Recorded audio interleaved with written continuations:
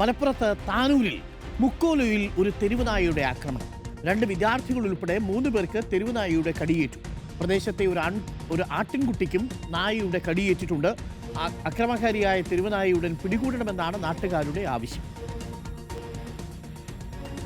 പ്രായമായവരും കുട്ടികളും ഇപ്പോൾ വെക്കേഷൻ ആയതുകൊണ്ട് കുട്ടികളൊക്കെ കൂടുതൽ കളിക്കാൻ പോകുന്ന സ്ഥലങ്ങളിലൊക്കെ തെരുവുനായുടെ ശല്യം ഉണ്ടായിട്ട് അവിടുത്തെ രക്ഷാകർത്താക്കളും അതുപോലെ ജനജീവിതം അല്ലാത്തൊരു അവസ്ഥയിലാണ് നിൽക്കുന്നത്.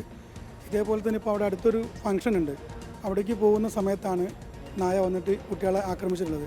ഇതിന് അധികാരികൾ ഇതിന് ഉചിതമായ നടപടി എടുക്കണമെന്നാണ് ഈ വീഡിയോ കണ്ടാലെങ്കിലും താനൂർ മുനിസിപ്പാലിറ്റിയിലെ അധികാരികൾ കണ്ണു തുറക്കണമെന്നാണ് നമുക്ക് പറയാനുള്ളത്. താനൂർ മുനിസിപ്പാലിറ്റി കണ്ണു തുറക്കണം എന്നാണ് നാട്ടുകാർ പറയുന്നത്. സോണൽ കൃഷ്ണയുണ്ട് കൂടുതൽ വിവരങ്ങളുമായി. സോണൽ കൃഷ്ണ, ഈ നായ ഇനിയും പിടികൂടാൻ സാധിച്ചിട്ടില്ലേ? പേവിഷബാധ മറ്റും ഉണ്ടോ?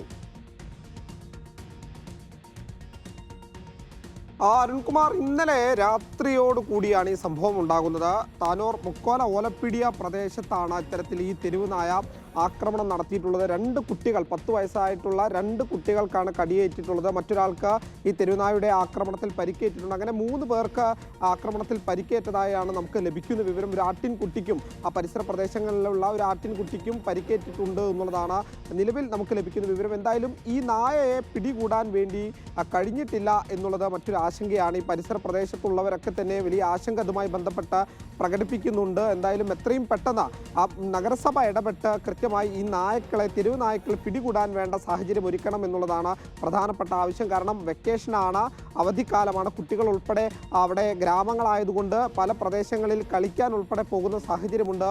ഇത്തരമൊരു തെരുവുനായ ശല്യം ആ പ്രദേശത്തുണ്ടായാൽ ഇനിയും അക്രമസംഭവങ്ങൾ ഉണ്ടാവാനുള്ള സാധ്യത കൂടുതലാണ്. അതുകൊണ്ട് എത്രയും പെട്ടെന്ന് നഗരസഭ ഇടപെട്ട് ഈ തെരുവ് നായ്ക്കളെ പിടികൂടി വാക്സിനേറ്റ് ഉൾപ്പെടെ ചെയ്യാൻ വേണ്ട നടപടികൾ സ്വീകരിക്കണം എന്നുള്ളതാണ് പ്രധാനപ്പെട്ട ആവശ്യം. ഇന്നലെ പരിക്കേറ്റ ഈ കുട്ടികൾ ഉടൻ തന്നെ ജില്ലാ ആശുപത്രിയിൽ എത്തിച്ച് പ്രാഥമികമായി നൽകേണ്ട ചികിത്സകളൊക്കെ ഉറപ്പുവരുത്തിയിട്ടുണ്ട്. കുട്ടികൾക്ക് ഇപ്പോൾ കുഴപ്പമൊന്നുമില്ല എന്നുള്ളതാണ് പ്രധാനപ്പെട്ട കാര്യം. എന്തായാലും ഈ നായയെ കണ്ടുപിടിച്ച് പേവിഷബാധയോ മറ്റോ ഉണ്ടോ എന്നുള്ളത് ഉൾപ്പെടെ പരിശോധിക്കേണ്ടതുണ്ട്. എന്തായാലും ഇടപെടൽ അനിവാര്യമായിട്ടുള്ള കാര്യമാണ് എന്നുള്ളത് തന്നെയാണ് ആ സ്ഥലത്തെ കൗൺസിലർ ഉൾപ്പെടെ ആവശ്യപ്പെടുന്നത്.